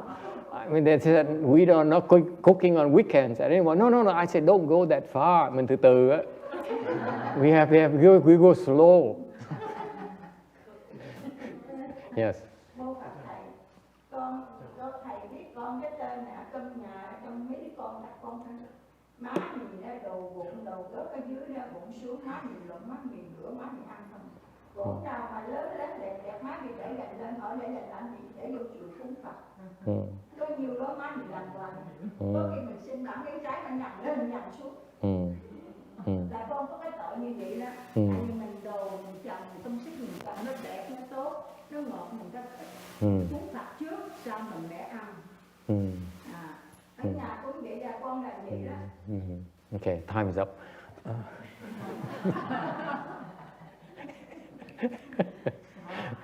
Okay, thank you everyone. I hope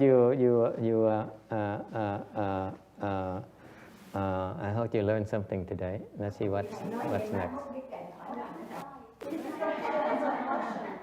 She has a question. Where's number 5 is object of touch. Yeah. The 5 things. Yeah, the 5 things that the Buddha says, if you have to be careful about these things, because the indulging in these things actually is a form of self-torture. Đức Phật dạy 5 cái ngũ trần này, cái gì mà cứ thỏa mãn cái dục vọng, tham lam những cái ngũ trần này. Cái thứ 5 á, là cái đồ sờ mó, đồ đụng đó, cái đồ tiếp xúc đó. Cái đó là một cái loại tra tấn. And I will tell you, that thing next chance. Lần sau thầy giảng cái việc cái số 5. The 5th one is kind of interesting too. Tuần sau tới. She says, I don't get what she says. Just come back next week.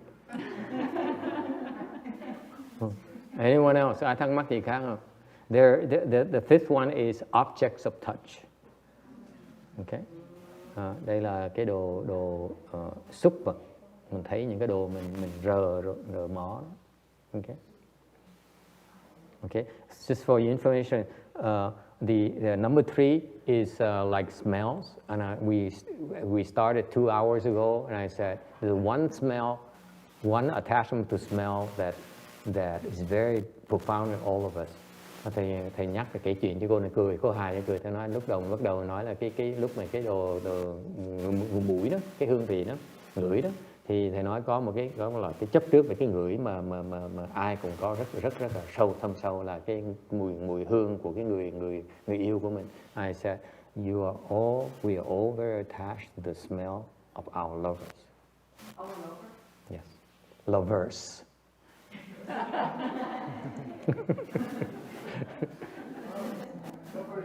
The verse. Okay? So far so good? Huh? That's very deep attachment. And that we found a woman over there who said, oh my God, how did you know? He said, I'm very attached to my husband's smell after 24 years. Nonsense. What do you mean nonsense? Ask her, look at her face. She never speaks at all during a lecture. Cái con này không bao giờ nói chuyện trong giảng kinh hết á. And she compelled said, I have to admit to you, I'm so attached to my husband's smell.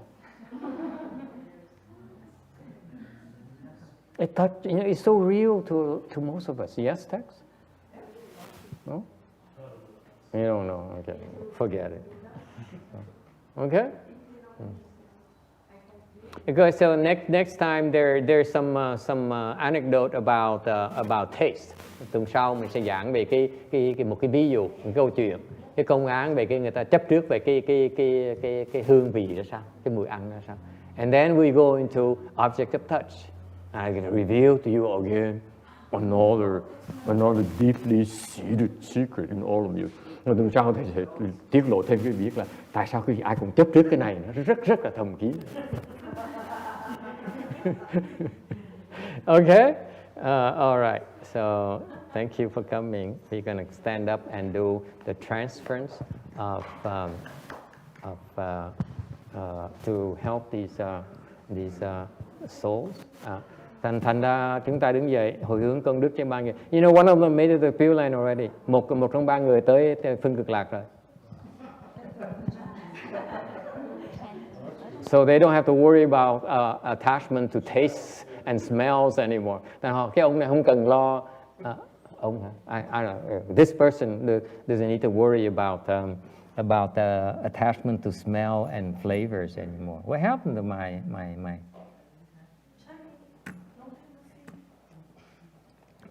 I cannot find my oh here.